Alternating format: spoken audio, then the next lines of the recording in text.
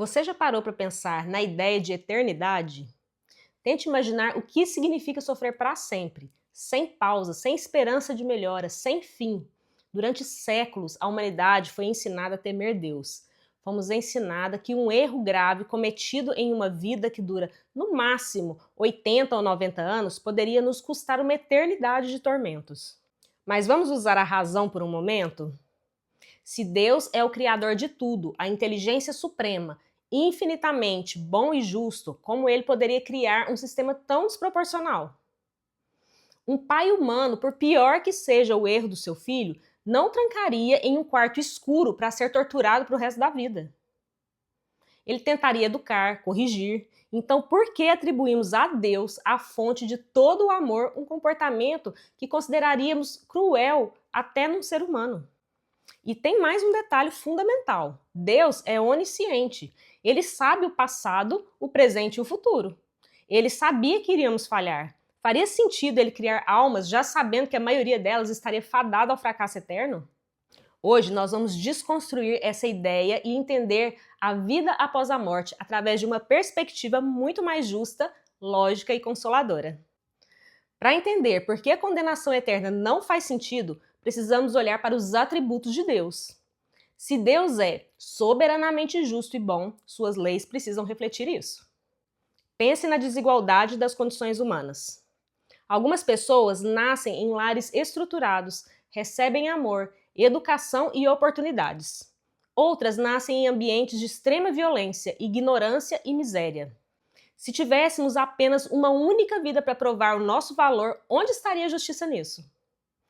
Como cobrar o mesmo nível de perfeição de quem teve pontos de partida tão diferentes? Além disso, o que acontece com aqueles que erram por pura ignorância? Um jovem que toma uma decisão terrível no calor do momento, ou alguém que foi ensinado a odiar desde criança, eles merecem o mesmo destino de alguém que passou a vida inteira praticando o mal de forma consciente? E mesmo esse que praticou o mal consciente, ele não tem o direito de em algum momento se arrepender e mudar?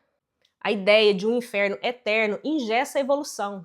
Ela pressupõe que o ser humano é estático e depois da morte ele não pode mais aprender, não pode mais se arrepender.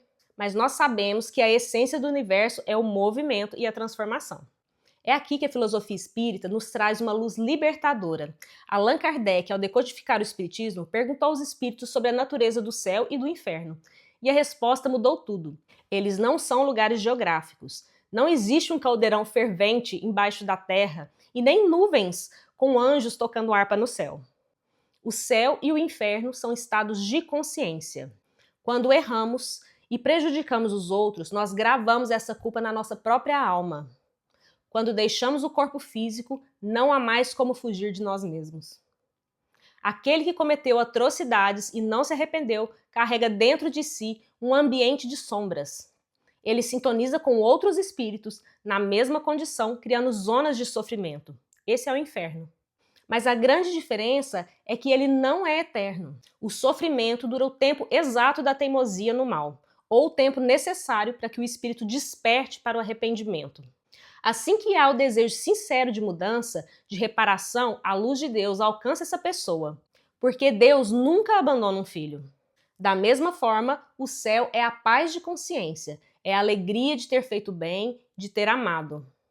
E não é um prêmio que ganhamos de graça, mas uma conquista diária, construída com muito suor, superação e reforma íntima. E como Deus nos dá a chance de reparar os nossos erros? Através da lei de reencarnação. Lembra que falamos que Deus já sabia que iríamos errar? Sim, ele sabia. Porque nós somos criados simples e ignorantes, como crianças espirituais. Nenhuma criança aprende a andar sem cair várias vezes. O erro faz parte do processo de aprendizado. Deus não nos pune, ele nos educa. A cada nova vida, a cada reencarnação, nós voltamos para a escola da Terra. Voltamos para reencontrar aqueles que magoamos, para consertar o que quebramos e para aprender as lições que pulamos. A reencarnação é a prova máxima da justiça e do amor de Deus. Ele garante que ninguém, absolutamente ninguém, ficará para trás. Até mesmo o criminoso mais endurecido, depois de milênios de teimosia e dor, acabará cedendo ao amor, porque o amor é a nossa essência, é o nosso destino final. A mensagem de hoje não é para que a gente relaxe e ache que pode fazer qualquer coisa porque teremos muitas vidas.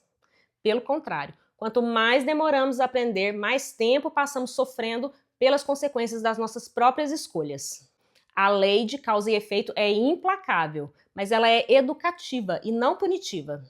Entender isso tira o peso do medo das nossas costas e coloca a responsabilidade em nossas mãos.